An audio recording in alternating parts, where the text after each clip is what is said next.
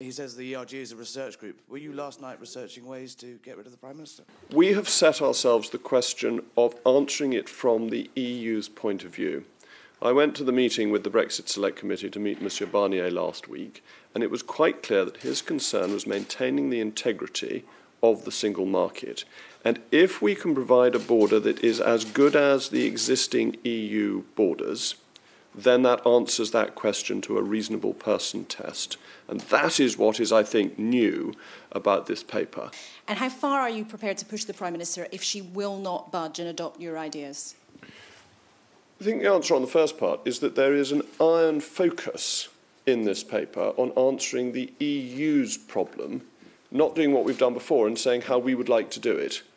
We're saying this is the problem you have outlined as the EU, and this is how it can be solved from your point of view. So we've turned the question round. Mostly people have been saying, what would the UK like?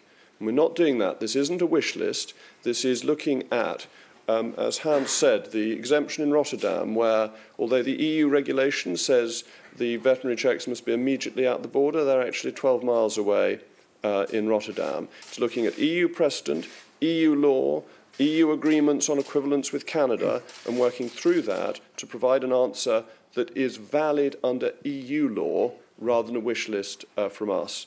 On how far we wish to push the Prime Minister, who would like to answer that? Maria, would you like to? Secretary of State, perhaps?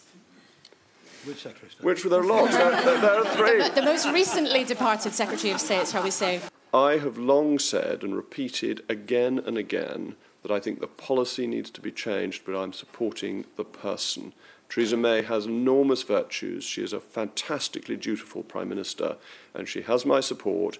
I just want her to change one item of policy.